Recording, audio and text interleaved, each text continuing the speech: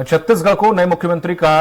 अभी से इंतजार है और इसे लेकर पूर्व सीएम डॉक्टर रमन सिंह ने कहा कि पार्लियामेंट का सत्र चल रहा है, सारे वरिष्ठ लोगों की व्यस्तता है, 2-3 दिन के अंदर पर्यवेक्षक आ जाएंगे और निर्णय हो जाएगा। मुख्यमंत्री पद को लेकर डॉक्टर रमन सिंह ने कहा कि मेरी कोई महत्वाकांक्षा नहीं है, पार्टी का जो निर्देश होगा उसका पालन किया जाएगा। पर्यवेक्षक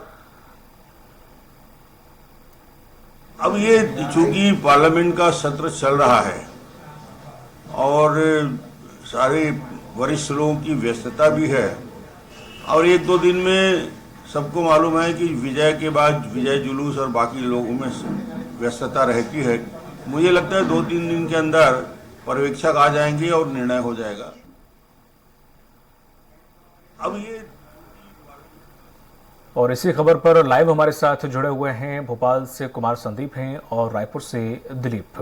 दिलीप, सबसे पहले मैं अगर बात करूं कि एक नाम जो था अब तक नहीं लिया जा रहा था, वो महिला नेत्री रेणुका सिंह का था। अब ऐसे में रेणुका सिंह को बड़ी जिम्मेदारी दी जा सकती है क्योंकि उनके फेवर में भी बहुत कुछ आ रहा है कि जिस तरह से वो आदिवासी बाहुल्य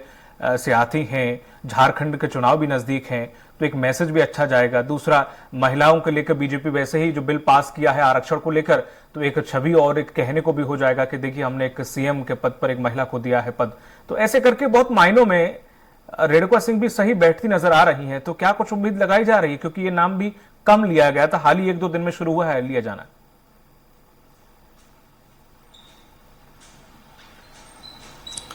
जी बिल्कुल दीपक, जिस तरह से जो दावेदार सामने आए हैं, अलग अलग चेहरा,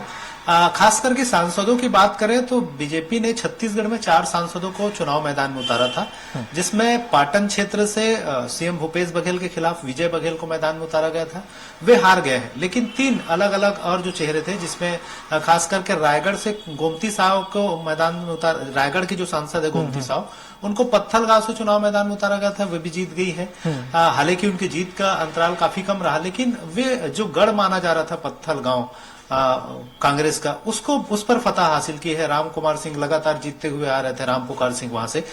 उनको हराकर मैदान मारी है। वहीं रेणुका सिंह की बात करें तो केंद्रीय राज्य मंत्री है रेणुका सिंह, उनको भी भरतपुर सोनहत से बहुत टफ सीट है, वो भी कांग्रेस की सीट मानी जा रही थी, वहां से चुनाव मैदान में उतारा और उन्होंने जीत हासिल की है। और क्योंकि सरगुजा उनका संसदीय क्षेत्र है और वहां से वे लगभग 14 में से 14 मतलब सारे जो सीट है विधानसभा के सरगुजा संभाग के, उनको जिताने में काफी अहम भूमिका निभाई। तो इसको देखते हुए जब मुख्यमंत्री पद के दावेदारों की जब चर्चा हो रही है तो महिलाओं में इनकी नाम प्रमुखता से आ रही रेणुका सिंह की, क्योंकि जिस तरह से जो हालात है और महिलाओं को तवज्जो देने की बात लगातार बीजेपी कर रही है और इसी कड़ी में जिस तरह से महतारी वंदन योजना इनका काफी कारगर साबित हुआ है इस चुनाव में, देखा जाए तो घोषणा पत्र में जो शामिल किए थे, और साथ ही साथ पूरे प्रदेश भर में करीब 45 लाख फॉर्म छपवाने की बात कही जा रही थी और फॉर्म भराए गए थे कि जैसे ही इनकी सरकार आएगी महिलाओं को महतारी वंदन योजना के तहत 12,000 रुपया सालाना देने की बात कही जा रही थी। तो इससे कहीं ना कहीं एक प्रभाव तो पड़ा है और महिला नेत्री है, साथ ही साथ अब लोकसभा के चुनाव आने हैं और लोकसभा के चुनाव को भी मद्देनजर रखते हुए महिलाओं और आदिवासियों दोनों को साधने का एक प्रयास होगा कि अगर रेणुका सिंह को सीएम फेस बना दिया जाए या सीएम बना दिया जाए तो कहीं ना कहीं, और क्योंकि झारखंड में भी विधानसभा चुनाव है आने वाले समय में, तो इसका भी एक असर पड़ेगा। झारखंड भी आदिवासी बाहुल्य राज्य है, तो कहीं ना कहीं इन तमाम समीकरणों को देखते हुए रेणुका सिंह की जो दावेदारी है वो प्रबल मानी जा रही है। अब देखना होगा कि भाजपा आला कमान किस पर निर्णय लेते हैं। हालांकि 4-5 प्रमुख दावेदार है, जिसमें पूर्व मुख्यमंत्री डॉक्टर रमन सिंह प्रमुख दावेदार माने जा रहे हैं, साथ ही साथ प्रदेश अध्यक्ष अरुण साव भी प्रबल दावेदार माने जा रहे हैं। तो इन तमाम चीजों को देखते हुए जिस तरह से रेणुका सिंह का नाम सामने आया है, तो देखना होगा कि किस तरह से आला कमान निर्णय लेती है इस पर। जी दीपक, मैं आपके पास लौटूंगा। कुमार संदीप, जिस तरह से कहा जा रहा था कि दिवाली 3 मनेंगी, एक तो मन चुकी है, दूसरी जीतेंगी तब, और एक राम मंदिर पे, लेकिन इन नेताओं की भी एक दिवाली है, तो किसकी मन सकती है और किसकी नहीं मन सकती है इस बार?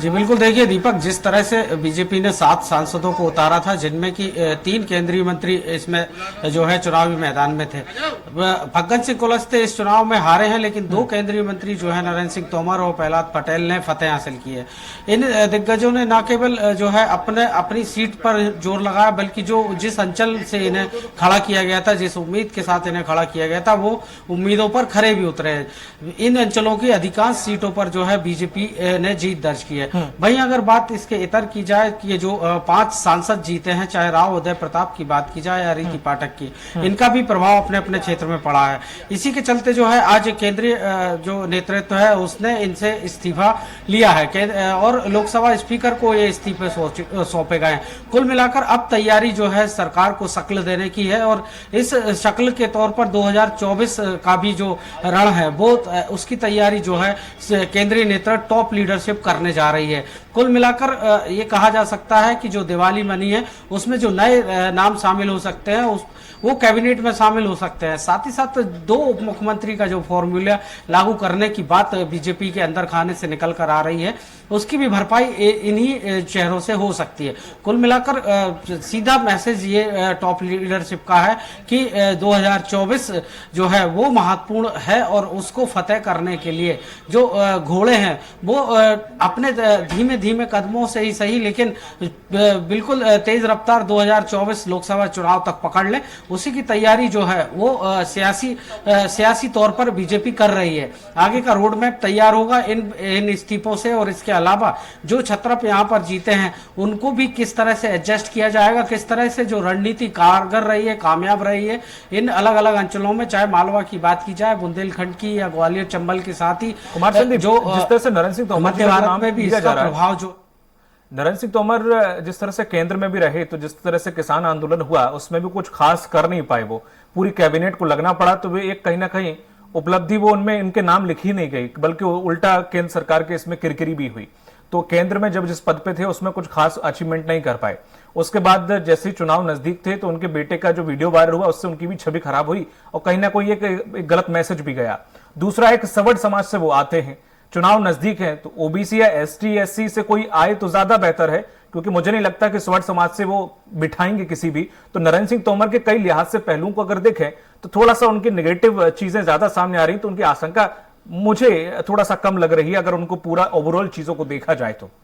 ये अभी जो है 2-3 दिन के अंदर साफ हो सकेगा। दीपक कुमार संदीप, आप तक आवाज आ रही है? जी बिल्कुल जी कुमार संदीप, जिस तरह से देखा जाए नरेंद्र सिंह तोमर किसी लिहाज से थोड़ा सा इस पद के लिए ठीक नहीं बैठ रहे हैं। चाहे वो कास्ट को लेकर देख लें, वो सवर्ण समाज से आते हैं, बल्कि जरूरत एसटी या ओबीसी किसी मुख्यमंत्री की है। दूसरा, उनके बेटे के वीडियो वायरल होने के बाद, और खुद उन्हीं के समाज में भी ज्यादा कुछ अच्छा अगर देखा जाए तो चंबल संभाग में भी कई बिखराव है अगर देखें। और दूसरा, केंद्र में भी कोई बहुत बड़ा अचीवमेंट उनके नाम नहीं लिखा गया ऐसा जिससे उन पर विश्वास जताया जाए और लोकसभा चुनाव के मद्देनजर उन मुख्यमंत्री को पद दिया जाए।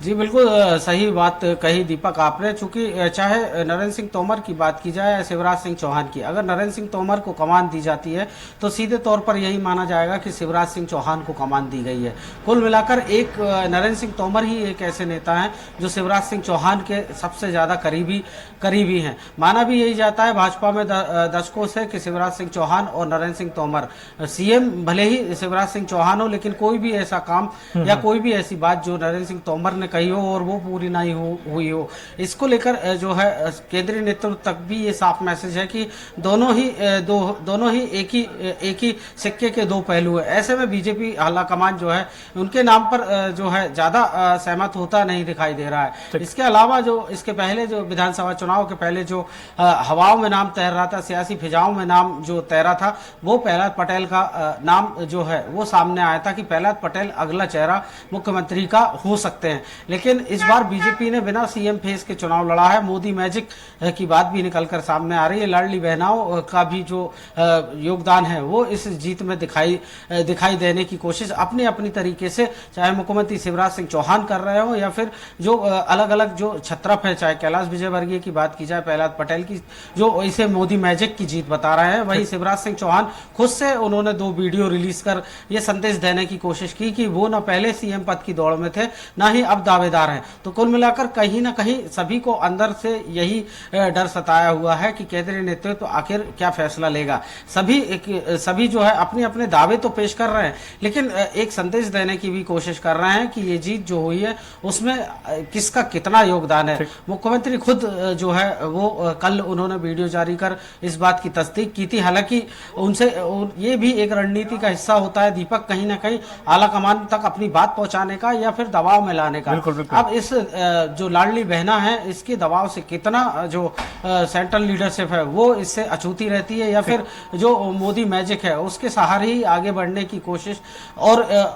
इसके साथ ही छत्रपों को साथ लेकर चलने की कोशिश, उन्हें कैबिनेट में शामिल करने की, या फिर मुख्यमंत्री का जो उमा सदी मैं आपके पास लौटूंगा। दिलीप हमारे साथ जुड़े हुए हैं। दिलीप, जिस तरह से देखा जाए रमन सिंह अगर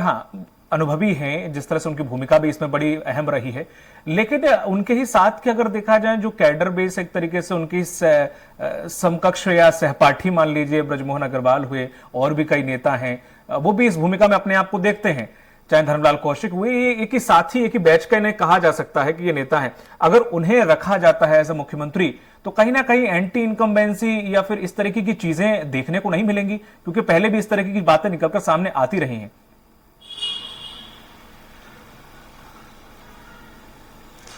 जी बिल्कुल दीपक, मैं आपकी बातों से सहमत हूं, लेकिन अभी जो नाम है, जैसे ब्रिजमोहन अग्रवाल का नाम का शायद जिक्र इसलिए नहीं हो पा रहा है कि वो इस एक विशेष वर्ग से आते हैं जिनकी अलग बहुत बड़ी जनाधार नहीं है, चाहे क्योंकि लगातार मंत्री भी रहे हैं विभिन्न पदों पर, और जिस तरह से उनकी बातों पर कभी भी उन्हें सीएम के रूप में प्रोजेक्ट नहीं किया गया है। इसी तरह अमर अग्रवाल है, हालांकि अमर अग्रवाल के पिताजी है लखीराम अग्रवाल जी रहे हैं, जो बीजेपी को छत्तीसगढ़ में एक तरह से उसका जनाधार या आधार केंद्र कह सकते हैं कि उन्होंने उनकी नींव रखी थी, बीजेपी की नींव छत्तीसगढ़ में